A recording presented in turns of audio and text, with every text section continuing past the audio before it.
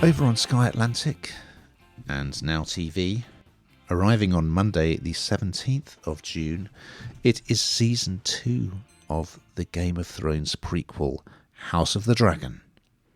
And here's a clip. The Targaryen who sits the Iron Throne is not just a king or a queen. They are a protector of the realm.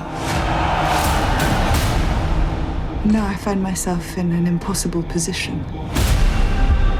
All hail King Aegon! First up, Hannah, I've got to admit I am a newbie to this world, so I didn't watch any of Game of Thrones, and I didn't watch Series 1 of House of the Dragon.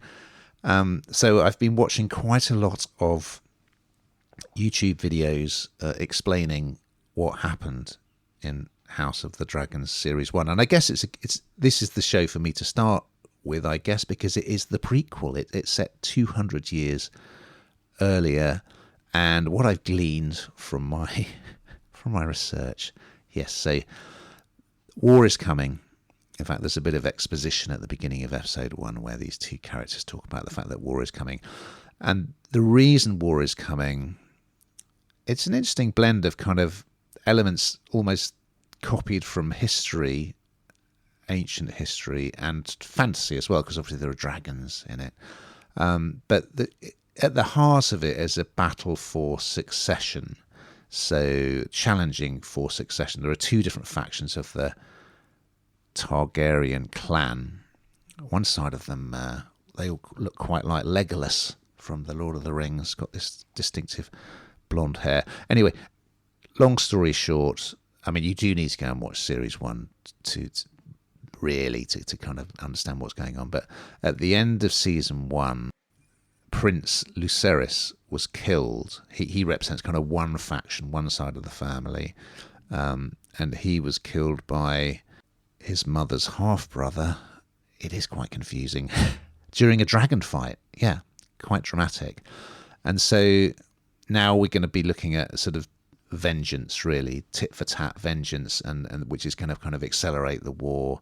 You've got Matt Smith in this, and he is quite important in episode 1 because he plays Prince Daemon, and he is looking for vengeance, and so he travels to the stronghold of the other faction, and with the help of a rat catcher, he is going to exact a bloody vengeance which will have dramatic consequences. So I can see now what the fuss is all about because it's really well done.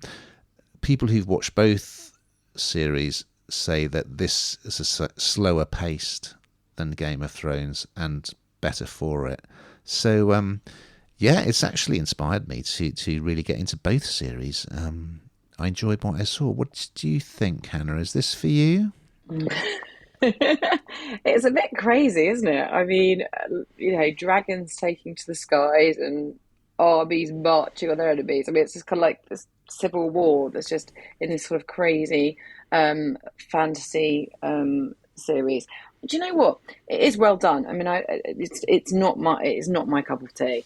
And I kind of think that I don't know if you need to see the. I don't know if you need to kind of see the previous to it.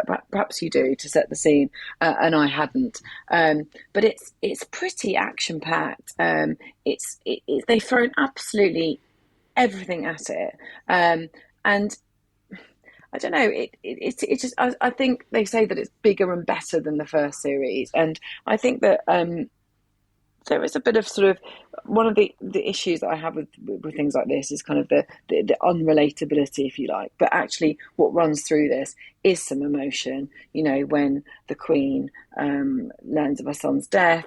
You know, at the end of the first season, you kind of see that, and you think, well, okay, that sort of plays on in this. And I think, I don't know, it's not something that I would probably choose to watch, but I think it is quite compelling. And I do think, like, as you say, it's probably something we should investigate further because actually it's done well and it's got a bit of a cult following, hasn't it?